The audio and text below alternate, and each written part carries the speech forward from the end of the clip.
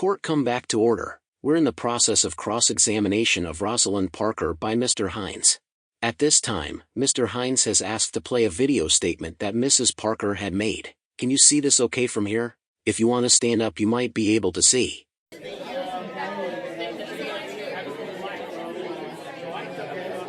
Your Honor, I also have a transcript, if you're interested, of this interview I would like to present.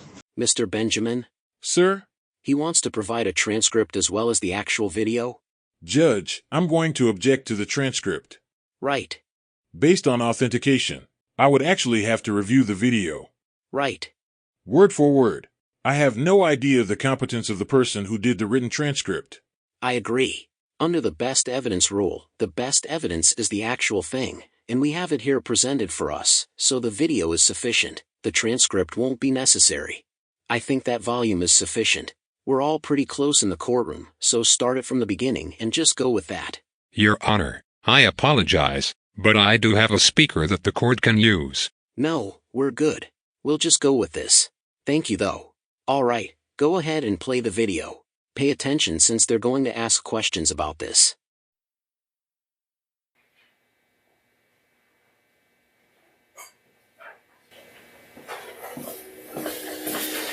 All right, man.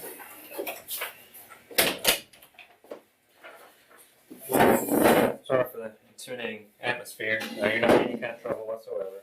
I know we already got your written statement. We just wanted to expand upon it a little bit just to make sure every angle's covered. Make sure everybody's covered all together. That being said, can you state your name for me? Rosalind Parker. Ms. Parker, what's your date of birth? 6281. Again, I'm Detective Perry with the Police Department here. I'm assigned to the CID. Today I'm talking to you about the incident that happened with the arrest of Mr. Travis. It's Hines, I guess is how it's spelled. Hines. I'm not really sure how to pronounce it, to be honest. But with that, we've both been getting a lot of follow-up calls and everything like that, so just want to make sure everything's done correctly. If you could just sort of elaborate on, or just start from the beginning of what happened, like when you first came in. So, I was only working lunch shift Saturday. Mm-hmm. So, he came in during lunch hours. It was, I think, around 12:30ish. Mm-hmm. He came in through the entrance on the first floor. I was working up on second floor. I didn't know what happened on first floor until after the whole incident. So I just went by what was happening when he came up to second floor. But he came up to the second floor. He came through the stairwell door. Mm-hmm. And he had two large backpacks, one on his back and one holding down in his hand. They were visibly full of something, and he walked in and I made eye contact and said, "Hi, how are you today?"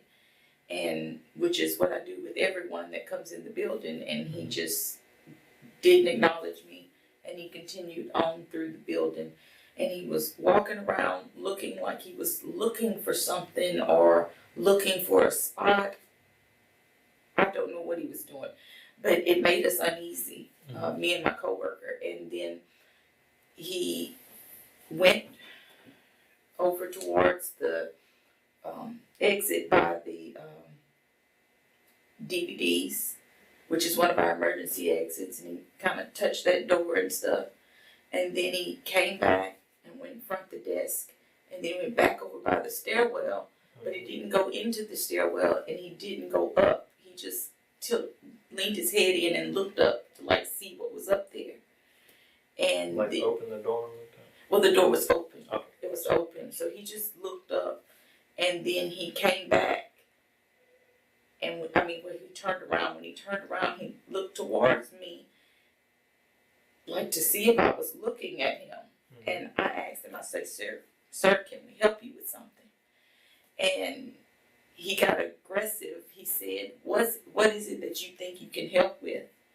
And my response to him was, "Sir, I'm just asking if you need help," you know. And my coworker Carlo was sitting down. Well, not sitting. He was squatting, not far away from the desk, putting up DVDs, and he heard it too, and it kind of shocked him.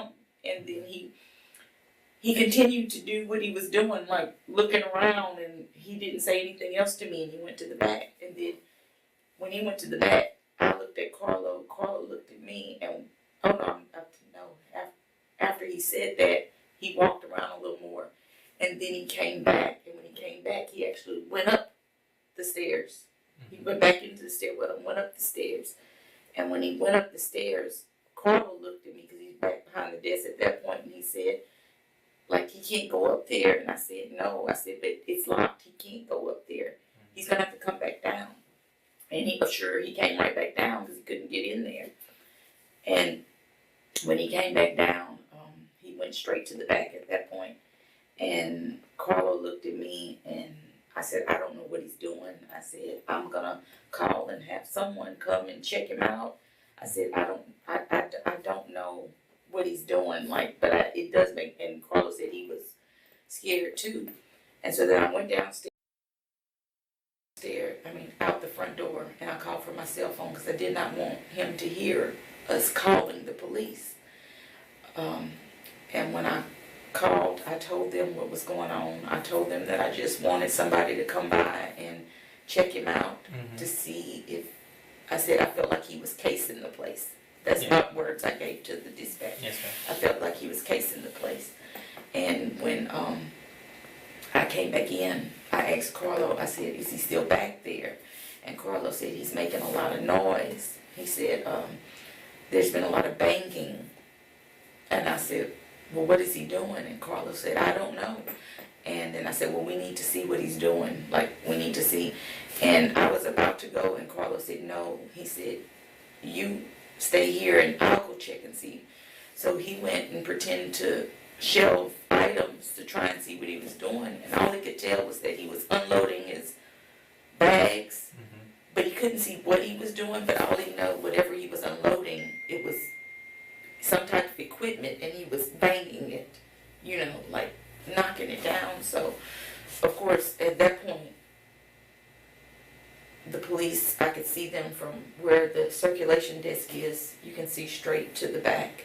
And there's a big window overlooking the parking lot. And I saw that they were pulling in.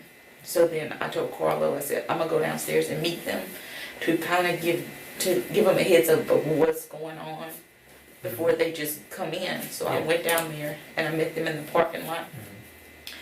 And I told, at the time, when I made it out the doors, I saw, which I think was Officer Miller, going around the side of the building to go around the front, I guess. But I did stop Officer Favors and Davis and told them, and they said, okay, well, let's go in and see what's going on. I explained to them. They asked me, did we want him arrested or banned? I said, no. I said, I don't know that he's doing anything. I just feel that he needs to be, your presence needs to be in here so he sees you guys, that he knows that y'all came through here. I don't know what's going on. So they went up and they went to the back and talked to him, and we stayed up at our desk. We did not go back there. Yes, ma'am. And within minutes, the video shows the rest. I got you. How long have you been working there? 20 years. 20 years? In 20 years, have you ever called on anyone else? I've had to call before, but in my 20 years working there, I never immediately felt like my safety was, like I never felt scared like we did that day. We both thought he had either a bomb or he was going to shoot up the place. We were truly scared that he was going to do us something. I understand completely. I saw the video and his mannerisms and stuff. So like, short of like, what I mean by call, I'm not meaning like people not returning things or anything like that, but just suspicious people in the building. This is one of few, very, very, very few, if not only, times you call the police. in regards to feeling scared, you said? Yes, we've called for other things, but not to this level. No. Okay. And whenever the police got there, you gave them the same synopsis you gave me, you gave them also. So they had a good idea of what they're going in there for. Mm-hmm. Are you familiar with what happened up there and what led to that? Do you understand that? 'Cause maybe I can clear some things up for you if you're wondering how the arrest went. No, I saw the videos. Yeah, I guess. And we all saw them. I didn't. I mean, Yeah. He wouldn't answer them. Yeah. So it's pretty by the book kind of stuff. Whenever a citizen calls and they ask that we check into someone or check into anything per se, and then they give the same descriptors that you gave, that they're acting odd or suspicious, whatever that degree of suspicion may be, that's still in Louisiana, it's what we call reasonable suspicion that they either have committed, about to commit, or actively committing a crime. Whenever that happens, when you're in that reasonable suspicion area, that's when the offender or the suspect, wherever the term may be for him, they have to identify themselves to law enforcement. When he refused to do so, I think 2 or 3 times, that's when he was arrested. So that's how the arrest went, in case you're wondering. So we didn't even really get to finish out the purpose of his actions or anything along those lines. And he didn't want to speak about it either. So, personally, that's just me, Detective Perry. I think he purposely intended to go in there, set up a film thing, set it up, and bait everybody into exactly what happened. If you watch his channel, he does it all over the place. This is the kind of things he does, and I guess the calls that follow afterwards are things that happen, off camera, and there's things that each place he's gone to, the same thing has arrived. So, if you're getting any kind of actual threats, and if you want to report it, you're more than welcome to. After this interview, you can report the threats. If you want to understand you're getting threats, at the bare minimum, at least an annoyance of the massive flow of calls. So, understand it's an extremely mentally hard thing to do. Just sit there and take the punishment of call after call. But we wanted to get you coming here and just sort of make sure that we have everything right. There's a big difference between seeing someone's face, like me speaking to you, and seeing the emotions that you're having, as opposed to a written statement. So it's always better, in my opinion, to have an actual video statement of what happened. And that's why I wanted you in here today, sort of tell me, and I can see how you felt, and then if it needs to push into the case, I can see how you feel. So, if this goes to a jury trial, which potentially could, potentially couldn't, it's just a misdemeanor crime that he committed. However, if that happens, it's best that we know that you truly were afraid. And as you can see, I didn't egg you in on that. I didn't try to get you to come in here and say that. You and Mr. Carlo are having the same feelings. We spoke to him yesterday. So you've been there 20 years, just to recap on everything, you've been there 20 years. So you got a good idea of what the average person coming in there to do does, right? Comparing his actions to the normal person, everyday person, is night and day. It's way different, right? Okay. So that in and of itself raises some red flags for you, right? Okay. We have homeless people coming all the time. Yeah. It wasn't anything to do with him being homeless, or it was his actions. Oh, I understand completely. Checking the exits, his aggressive mannerisms, just all around being a shady fella. I understand why it would put you at ease. I think you should feel completely justified in everything you did. I think you did the right thing on every aspect of what all happened. I'm not sure if you have any regrets. I hope you don't, because I think at the end of the day, you did the right thing. In my opinion, if you wouldn't have called, he would have stirred up some kind of commotion or something different, hence him banging around. I think he would have purposely got into a argument with y'all, with your staff, and coaxed y'all into calling one way or the other. Now, it didn't end up in his favor legally, because the way he did things. I guess maybe he's not familiar with Louisiana law, because if you watch his channel, he's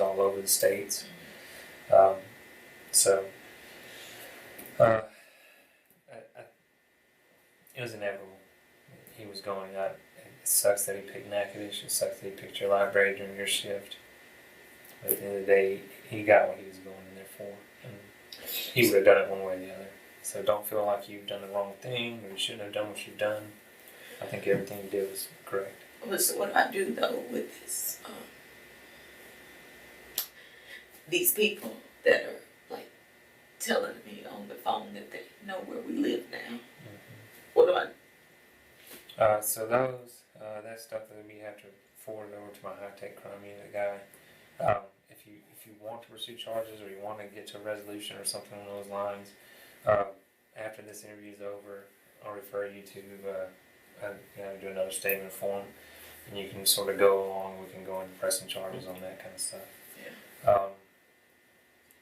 I assume things will calm down after a while, just like it has in all the other places he's gone to. We're just in the eye of the storm right now. Hopefully once everything passes and calms down, I have no doubt he'll pick a different place and do the same thing. I just have a family and I don't want honey. I understand. I completely understand. All the things they're telling you, they're forwarding it through to everybody. So they're getting our training division, they're getting our secretaries, they're getting our dispatchers, all these things. I mean, they're just making, in my opinion, making open-ended threats just to stir the pot and try to get us to drop the charges. But I think they're just trying to cause as much turmoil as they can. And I think that's just what his following is about. I'll look into it a lot more, but from what I can gather, the other places that he's been to, same things happens. The police department gets bombarded by calls. The place that he harassed, I guess the best way to put it, the place that he visited gets bombarded by calls because they're upset that they even called the police to begin with. And it's, from what I understand, the few videos that I've watched, they haven't, it's just open-ended threats. They're just trying to scare him, basically. But has he ever put their names? I know he puts the police department's names up, but has he ever put like the libraries he's went to and stuff? Has he ever put their names up? From the video I saw, he put up an elderly lady's name. Apparently she was, I don't know how the hierarchy goes. Whatever's right under the director. I'm not sure what that would be, what the term would be in your library. It's assistant director. Okay. Well, she was there. You can watch the videos with it. She was there, and they were having an argument online, basically, and he forwarded it because she called the police, but he put her name around there. But as far as I know, nothing happened to the director to it. A lot of phone calls, a lot of harassment, a lot of stuff like that, but as far as I know, no physical action. I can double check again, make sure, but again, you don't want to ever gamble on safety, so if you feel like you're truly threatened, feel free to do a report, and we can look into it a little further. We're not technically allowed to look into anything unless you file a report. So just keep that in mind. If you want us to pursue it and look into it, just let us know and we can do that. But it's one of those things, in my opinion. He's looking for YouTube hits, and he's one of those police the police guys. So, y'all just at the butt end of it, sadly. So, do you have any other questions for me? No, I guess I'll just, whoever I need to see to file the report. Okay. Alright, do you have your ID on you? I have to on my phone. Oh, that's good. Alright. Anything else? You don't need it right now. When we got there, I'll get your last statement for it. Anything else as far as that day? So just to recap everything, I really, really hope this will be the last time. Should be the last time for sure to speak to police about it. He came in. Oh, that's right. What did you say when you said stuff on the first floor? What were you referencing? Stuff you said you didn't know about till after. So, Emily was at the info desk, and she said that when he came in, she also tried to engage with him and say hi, and he wouldn't acknowledge her either, which that would have thrown off red flags already if I'd have knew that too, but he didn't. And then Miss Francis, which is my other coworker, she said that she was in the not the break room, the tech services department, which if you've ever been in the library, you walk in through the lobby, and then there's an opening and a wall, and right there on the other side of the wall is the info desk. But then there's like a little hallway, and there's a door directly at the end of that where you can turn and you can go into tech services. Well, what he did was, she was in there, but the door was open to tech services, she said, and he was walking towards the door, but she was far enough, about 10 feet away, and he stopped, and he just looked at her, and then he turned and went the other way, but and that does say employees only on that door, but he made her feel like he was going to come in too. I see. So she was under the impression that if he didn't see her, he would just went in there. Okay, I got you.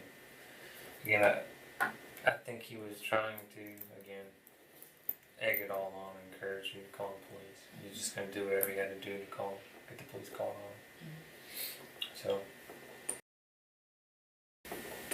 again, just because you called, I won't feel bad. I did after when they took him out. It hit me at that point, and I told my director when I called her after that happened, I said, he's been in here before. I can't tell you what year it was. It could have been 2 years ago. It could have been a year ago. Could have been 3 years ago. I'm not good with time with the pandemic, but I do know that he's been in there before. So, and I said, when I found out what his name was, we went back to our patron problems, things like that, incident reports to see if we could find anything, but we couldn't. But I said, I know his face. He's been in here before. And then, of course, one of my other coworkers who's been there a while too, she said that she just remembered him coming in, and they was worried about him bringing in those bags and stuff. And then I said, well, that's what it is. He didn't do anything that time. And so we didn't, even though he brought those bags in, I remembered my other coworker, Teresa, was concerned about him coming in with those bags. And he was just using the computer at the time. I said, well, he's not doing anything and he's not breaking a rule. But he has been here before. But then he said he hadn't. Interesting. But he's been here before. But I can't say when. And then, of course, one of the other coworkers that's been there, when she saw his face, she immediately said, oh, he's been here before. Like, because we were concerned before, but he didn't push us to that point to where. But when I called, I had not recognized him at that point. I didn't recognize him till he was leaving out, and that's when because he was talking at that point and saying things out loud to the police officers, asking them what crime, you know, and his voice and everything, it registered to me at that point.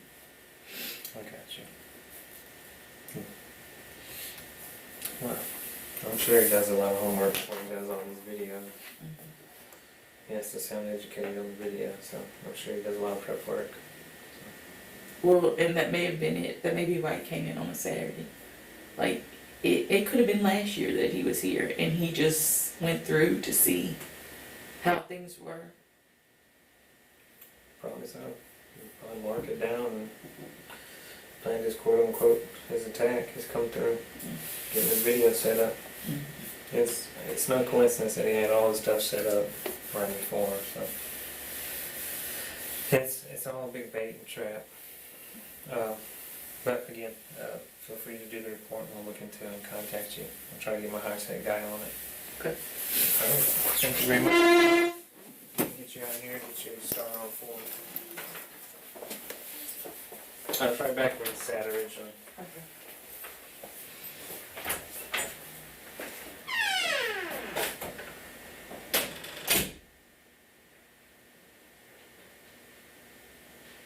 Pause the video a second. Is there anything else on this video besides the conversation with the I'm going to object to the conversation between the witness. Well, my question is there anything else on the video besides her statement? Because I thought we were taking her statement, which we just saw. Is there anything else on the video that pertains to her statement? Yes, Your Honor. She does engage. She does have a conversation after this statement. Okay, about what? Her feelings and the situation. I didn't write down verbatim that conversation, so I don't know. I'm not sure, but I know she talked. Well, I'm assuming that the point of your presenting this video is to see if her story had changed from her initial impression from her written statement and then from the video and her being on the stand. I'm assuming that's what you're asking, offering this for. Yes, Your Honor. Okay. She did give further background to the state of the situation later in this interview. Okay. He did talk for a long time, but she then, well, I could. Mrs. Parker, did you talk further at the end of this interview? I did, yes. I guess my question is, what is the purpose of it? Because the best evidence is really her here being in the stand. Now, if you wanted to say that somehow this is different, you could do that. But that's why I'm asking, is there anything else on this tape, or were you going to have them watching the chit-chat? Is there something else on here? No, Your Honor. I mean, either there is or there isn't. I don't know. I haven't seen the video, obviously. No, Your Honor, we would object to that. The best person to answer any question he has is right here. He can ask her about emotion. He can ask her about fear. He can ask her about what she saw, what she didn't see, how she felt. The live person can answer everything he needs to know. But he has a right if he wants to say that is somehow contradictory. But what I'm saying is I don't need to sit and watch them discuss the case. So if there is something in her statement that is somehow different, I think she just gave her statement. But is there something that you want to address that's different in that video? Your Honor, you may. I would be okay if it stopped. Okay, then we'll stop there. So proceed with your questioning of the witness. Yes, Your Honor. Mrs. Parker, could you hear every word of that video? Yes. Your Honor, I would like to hand Mrs. Parker a transcript of the video recorded interview with the police. Objection, Your Honor. The state's position is that's not admissible. It is not authenticated, so therefore he has no right to approach this witness with that. With what? With a transcribed statement. No, I'm not going to allow a statement because I mean you have the statement here. If you want to ask her questions about it, you can ask her questions about we all witnessed and what she said. But as far as a transcript, that's self-created. That's not something we're going to allow. If it is actually, this is the best evidence, as he said. Secondary, if you want to cross her on what you've seen, that's fine. But to cross her on a third-party creation of a transcript, I wouldn't do that. I'm not going to allow that, but you're welcome to cross her on the video. Your Honor, it's all about the timeliness for the reasonable suspicion. I'm attacking the credibility of the timeliness of the police video. Right, and you're welcome to do that, but I'm not going to allow you to present something that a third party has prepared that's not in court to testify to. You're welcome to cross-examine the witness, and you're welcome to discuss the video that you've just seen. Your Honor, I request that Mrs. Parker's video interview be entered into evidence and played for I ask that it be entered into evidence.